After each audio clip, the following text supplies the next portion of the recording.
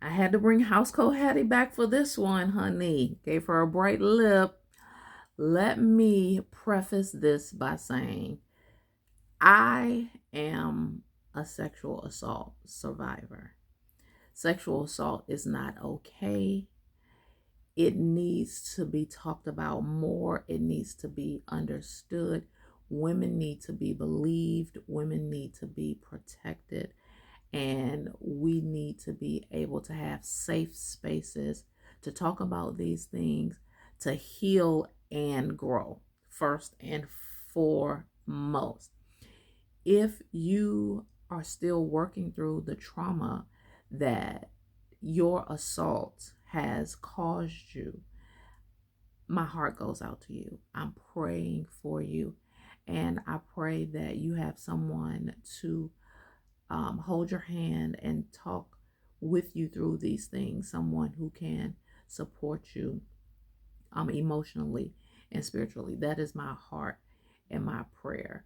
So I don't want anyone triggered by this video, and I don't want anyone whatsoever to misconstrue that I am trying to downplay what happened to the young lady Shandy on America's Next Top Model, in the scene that now everyone is talking about, and that Housecoat Hattie is also about to talk about. Okay.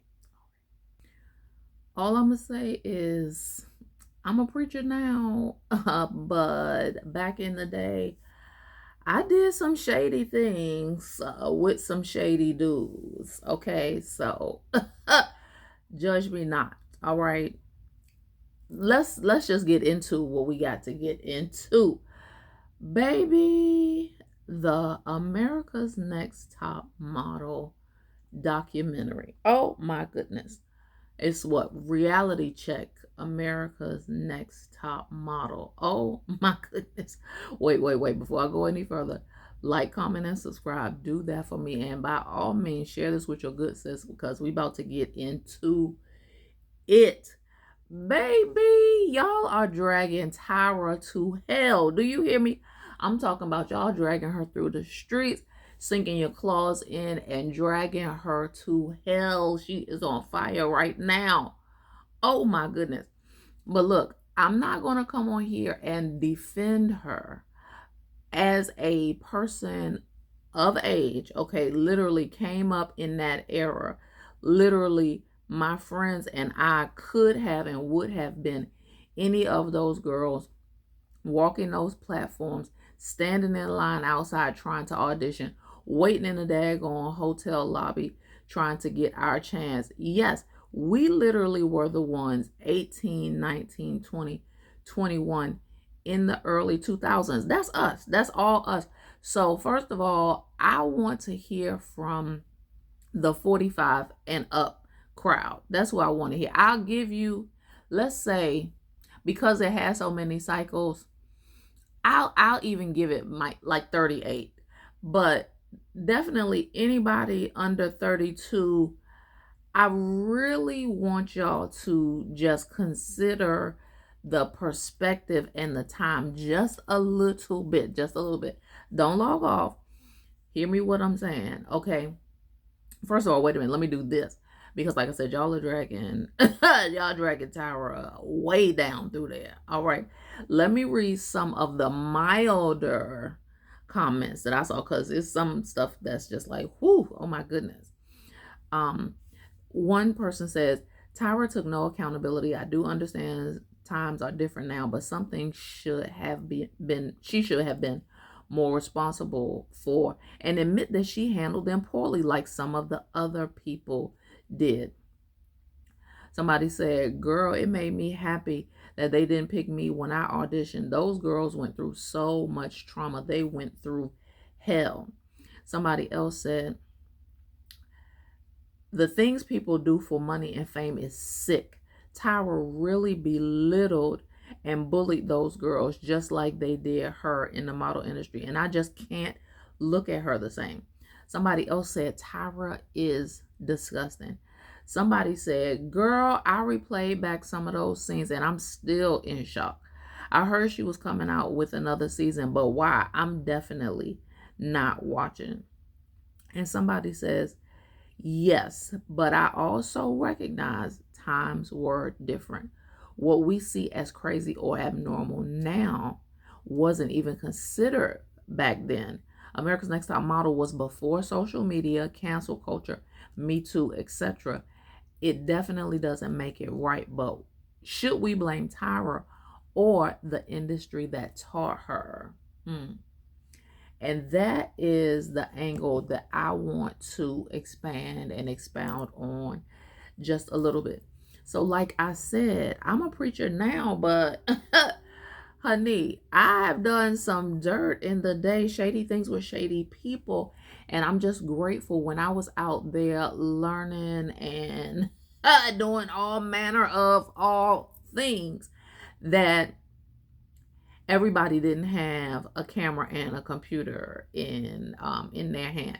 That social media was barely a thing. I'm talking about Black Planet was just becoming a thing. I'm talking about MySpace was just becoming a thing. And so it was a drastically different world. Now, unfortunately, let's just keep it all the way real. Patriarchy was king way more than it is now. I'm talking about king. What men said pretty much was the thing.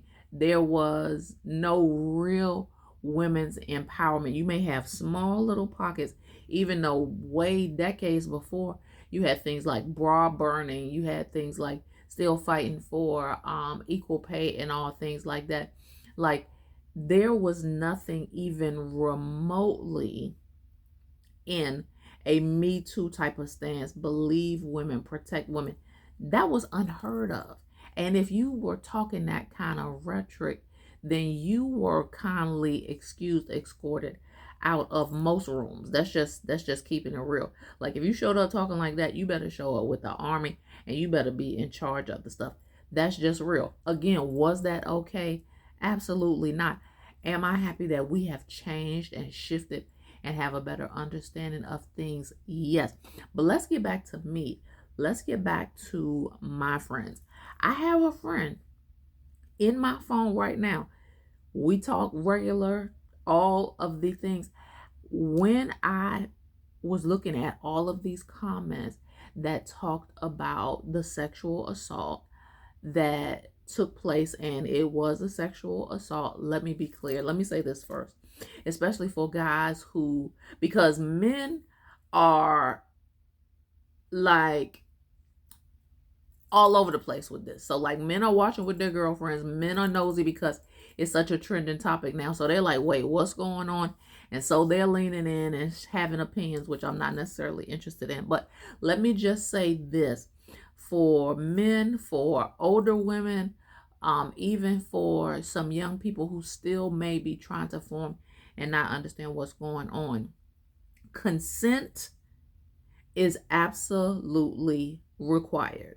Consent should not be negotiable. You shouldn't have to talk nobody in to giving you no coochie. Either they want to give it to you and will freely, happily give it to you, or not. Try another day. Okay, try another day. So when you are completely blackout drunk, that is not consent. Does it make it okay because the male, let's just talk about male and female right now. So does it make it okay because the male is drunk too, and then now that turns into, oh, that wasn't sexual assault, that wasn't her consent wasn't not considered or taken from her, she wasn't taken advantage of, they were both drunk and now she just regrets it and he doesn't? No, y'all, that, because this is the kind of stuff that I'm reading, I'm like, no, no, no, no, no, no, no, no. But now, here it is. Here it is. Take it for what it's worth. I'm just talking about me. I'm just talking about my friends. So, literally, my friend in my phone right now, known this person since college, there was an instance where me and my friends were at a party. Okay? This was our freshman year. So we hot 17 and 18 years old. I'm 99% sure that I was not even 18 yet. I'm 99% sure this is one of the, if not the, but one of the first parties we went to, which would have been before my birthday, which would have been, I was not an adult. Now, I was living in Washington, D.C., so I was considered of the age of consent, which is in DC is 16 years old. Okay, I'm not trying to make this a whole legal lesson, but I'm trying to break it down to you. So I was 16. My friend, 17. Jesus. I was 17 years old. My friend was 18. Her birthday had her 19th birthday actually would have been coming up in a few months. A bunch of us went to a party together. The thing going in was what our mamas, grandmamas, and aunties taught us. We came together, let's leave together. Now, we ain't all gotta be dancing together the whole night. If you want to dance with a guy, or if you want to go get something to drink, or if you want to do this or whatever. But, when it comes time to go, we came together, we leaving together. My one friend met a guy that she liked and was dancing with him for a very long time. And at some point, she came over to me and said, "Hey, I'm going with this guy." And I said, "Say what?" I said, "We was all just going to leave together. We may be ready in a few minutes," something like that. She's like, "No, I'm going with him." Okay. Now, mind you, but that was my friend. Now, again, if my memory serves me correctly, and I believe it does, we didn't know each other for no long time. We had known each other maybe 30 days, possibly less than that at the time. Probably less than that at the time. But we lived together in the same space, not in the same room. I didn't have any roommates my freshman year. We lived in the same space. And I said, these are the people I came with. These are the people I plan to lose with. I'm going to look out for them. They're going to look out for me until she chose different.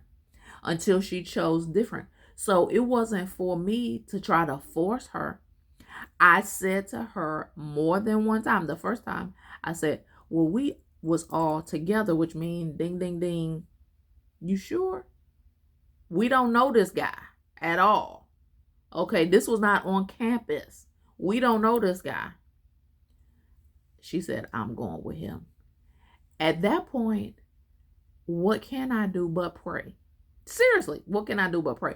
So I'm literally trying to put myself in the shoes, because as a 46-year-old in 2026, the year of our Lord, the year of reality check, this documentary, I want to say the real grown people, okay, which would have been production, and if it came down to it, hey, literally call Tyra, Miss J, call somebody, the casting director, somebody. So maybe you can't get Tyra on the phone at that time, but the casting director, somebody in this hierarchy, you should be able to get them on the phone. Yes, those things are true.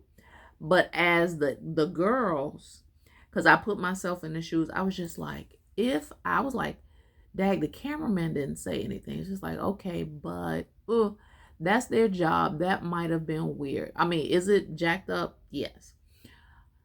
Okay.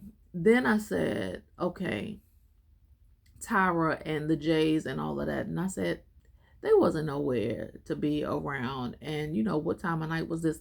I don't know. But I then took it back, and looking at some of y'all comments, I took it back to, okay, it was however many of them in the house at the time, 8, 9, 10 of them, 7 of them, whatever, in the house at the time. Everybody was drinking, and this was not no private room. Nobody said, oh, girl, don't do that. But it's just like the situation that I was in. At this point in time, this is not your best friend. At this point in time, you feel like this is a decision that she has made. And so now because things do get edited, so we don't know, because they weren't asked. People wanted to come down on Tyra, but I didn't hear anybody ask these other girls what they said or tried to intervene with that. They invited the guys over there. Now, as soon, again, 46-year-old me looking at the scene, as soon as I heard, oh, we wanted to invite the moped guys to our apartment for a drink, I was like, oh, I immediately, but that's 46-year-old me. That's 46-year-old me. And then I had to remember, I'm just a preacher now. I too have done some shady, shady things with people that I did not know very well. I could have been a cautionary tale. And in a lot of instances, I was. I'm grateful that I lived to tell the story, and that once again, the cameras weren't around when I was doing mine, that everybody wasn't on Twitter, X, and all of the socials to type and share my business. I'm grateful. I just want to provide a perspective on that, because that is completely not okay what happened. And at the same time, I've been in that situation, and it's not as cut and dry as people will think. I just share with you an example, and till this day, this 25 plus years later, no one has told me that any assault happened to my friend that night. So thankfully, by the grace of God, it didn't. And at the same time, when I tried to intervene, I was shut down. So y'all have to understand the editing this. It reality TV is completely jacked up anyway. The production mindset and the good for TV machine and culture is jacked up. Oh my God. It's just thinking about it, it's just like, oof. Because we saw 3 episodes, okay, less than 5 hours combined of issues. There are tons more stories out there.